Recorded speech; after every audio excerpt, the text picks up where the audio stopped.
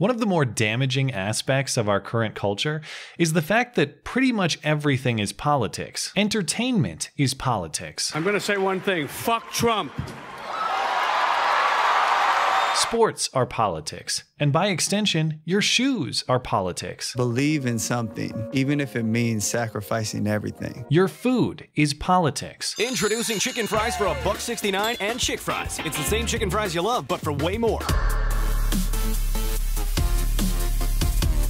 And if you just want a beer to escape from it all, well, too damn bad, because that's politics too. Bud Light Party here to discuss equal pay. Women don't get paid as much as men, and that is wrong. The end result is that we have fewer bonding points, fewer things to discuss at the water cooler that won't have us at each other's throats over political differences, making it harder to have friends you disagree with, making us increasingly siloed in our ideological camps, perpetuating the cycle rather than alleviating it. The less apolitical shared entertainment we have, the worse our polarization will become. And as of this week, you can now add ice cream to the list of things we can't enjoy together, or at least one particular brand of ice cream. That's right, Ben & Jerry's, famed creators of pint-sized portions of comfort food, has decided instead to try angry food, debuting a new anti-Trump flavor called Pecan Resist, decorated with artwork of outrage against the administration because, quote, "We must resist Trump's regressive and discriminatory policies and build a future that values inclusivity,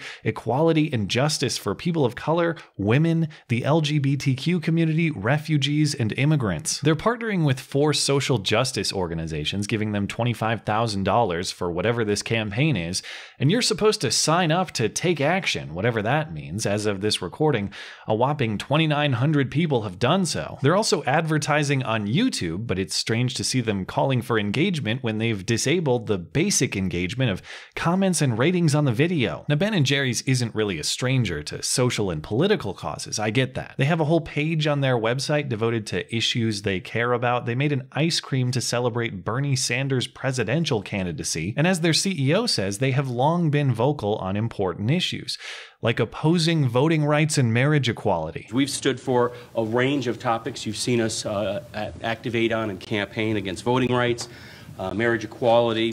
Campaign against voting rights, marriage equality. I'm sure that's not what corporate Jesus over here meant to say, but what we're watching is Ben & Jerry's taking the next step, a much bigger step into social justice activism that totally overshadows their ice cream business altogether. This is the press conference from Tuesday where the company announced its new anti-Trump ice cream flavor, and the CEO even describes Ben & Jerry's as just an ice cream company that aspires to be a social justice company. We're just an ice cream company that likes to think that we're an aspiring social justice company. I don't even know what a social justice company would be. I assume, much like the activism, it would produce literally nothing of value. In fact, it would probably ruin everything of value around it.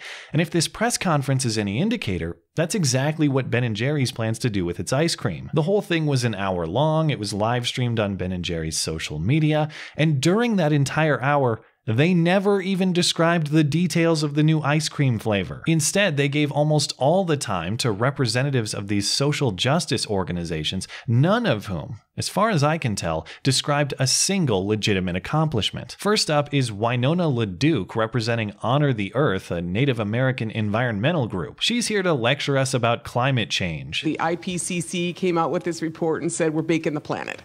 We have catastrophic storms and catastrophes of biblical proportions, whether it is Hurricane Michael or whether it is the fact that the entire west coast of the continent has been on fire.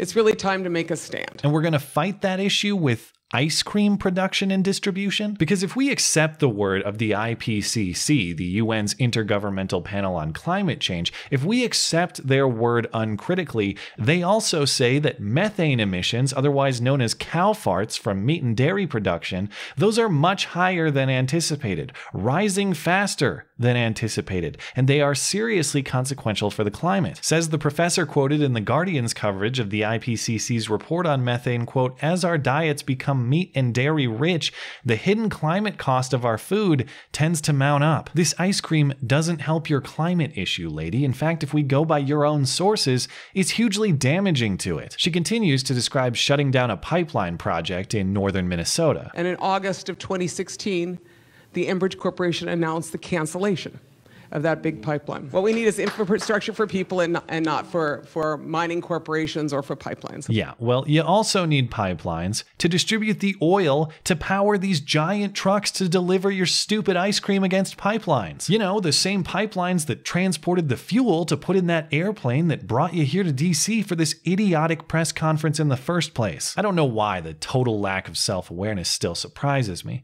but I gotta acknowledge when it's this impressive. Next up is Brandy Collins from Color of Change, here to describe her important work of online deplatforming of people whose opinions she doesn't like. In the last 13 years, we have fought to get toxic pundits off the air. We have fought for authentic, humanizing, complex portrayals of Black people in media. We have worked with financial institutions to cut off funding sources for 158 online hate groups. And just last week, in partnership with civil rights groups, we created and released principles for Silicon Valley on how to create safer conditions for targeted communities online. I went to her organization's website to try to find these supposed successes she's talking about. They brag about helping to bully Bill O'Reilly off the air, bully Glenn Beck off the air, bully financial companies to refuse to serve people they disagree with. There's nothing on this website about being productive, about doing something with your own life. It's just a series of petitions you can sign to make you feel like you actually did something. But they do let you create your own petition, so I started my own with their template. Demand Ben and Jerry's STFU about social justice. Bullshit. Let's see, what do you want them to do?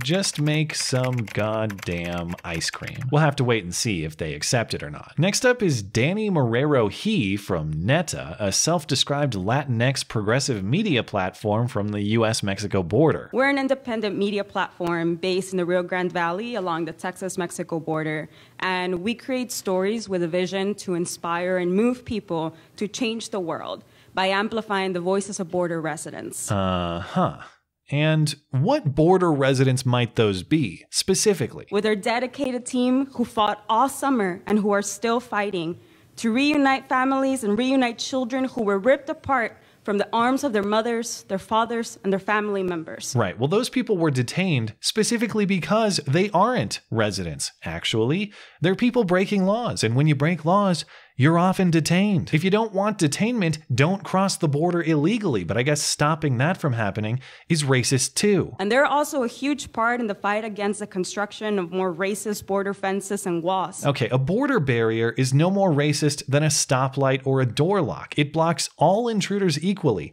and there are multiracial consequences for breaching it. Lastly, a familiar face takes the mic. Oh look, it's Linda Sarsour of Women's March fame. Thankfully, she's not here to tell us about how Sharia ain't so bad. She's just here to make a racist anti-white joke to entertain the lady next to her who says racism is never okay, but still laughs anyway. I'm ready for my white man standing with me. I just never had white men so excited to see me before. Well, I've never seen you so excited to hang out with a couple of Jews either. Just be careful not to humanize them, Linda. Watch out for those two. She's here to offer her usual hatred for this country. Oftentimes people ask us, what can I do? What can I do as one person in a country that is full of hate and bigotry, full of trauma and pain and heartbreak and loss? We say to people, stand up and speak out and use your voice. Because in this country right now, silence is violence. Silence is violence, but eating ice cream is meaningful action for change. Don't try to figure that one out. Just vote the way Linda says you should vote, according to demographic characteristics. I ask you to vote collectively with us. I want you to vote for Black people, for women, for people with disabilities, for LGBTQ people, for Muslims, for refugees, for Jews, for all marginalized groups in this country. But just to be clear, do not vote for Martha McSally in Arizona. Do not vote for Greg Abbott in Texas. Do not vote for John James in Michigan. Those are traitor minorities. Lastly, Linda's got some hype for the upcoming 2019 Women's March. This administration probably thought that the Women's March was a one-hit wonder. We're not a one-hit wonder. We are an organized, mobilized group of bold and bodacious women who are ready to stand up for the communities that we love, to stand up for the country that we love. To be a one-hit wonder, you actually need a hit. What was the Women's March hit? Was it Ashley Judd's poetry reading? We don't actually choose if and when to have our periods. Believe me, if we could, some of us would. Was it Madonna's ambiguous threat? Yes, I have thought an awful lot about blowing up the White House. Don't tell me it was Joe Scarborough's cringe ballad. Will not go down quietly.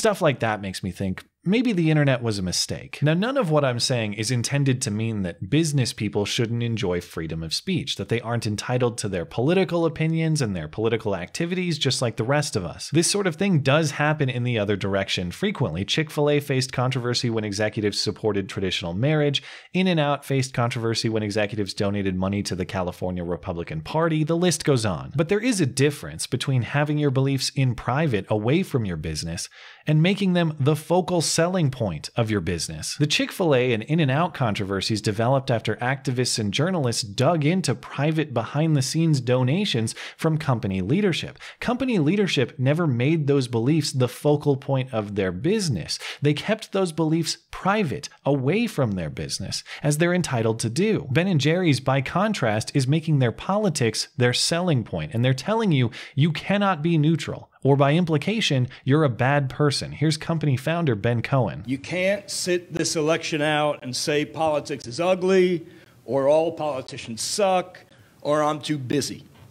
You cannot be neutral in this election. This election is not about politics. This election is about justice, respect, common decency, and compassion. What he's telling us is unless we agree with him, we're fundamentally bad people, and I guess shouldn't consume his ice cream. On that I'll oblige, but not necessarily happily so. I actually really like their ice cream, and I'd like to keep enjoying it, but not if it comes with moral judgment for not agreeing with Ben & Jerry's politics in full. It is sadly ironic this company bemoans the current state of partisanship and polarization. But I think that this is a time where our nation is obviously polarized. You know, our political system seems to careen from self-inflicted crisis to crisis. Constantly eroding the common enjoyment we can all share regardless of politics is a potently toxic way to worsen that problem, not help it. If alleviating political polarization is your goal, you could have created some cutesy ice cream flavor that's meant to be shared with someone you disagree with. Call it Rocky Road to Common Ground or something like that. I think that's something we could all get behind. Or at least not find it needlessly divisive. Until then, I hope Ben & Jerry enjoy the consequences of this decision. If you make your business into a partisan political cause, you'll likely succeed in neither. You'll divide your customer base, you'll get outcompeted by businesses who don't, and then you won't have any money to give to these social justice organizations anyway. It'll happen. Because when I want ice cream, I want something that looks delicious and comforting. I don't want grotesque-looking angry people yelling at me for incoherent reasons. Thanks as always for listening and for supporting this channel always. Appreciate that thoughtful discussion down below, and especially over on Twitter, that is at ML Christiansen. You're always welcome to come hang out and chat in my live streams. Those are linked down in the description. Looking forward to it. Goodbye.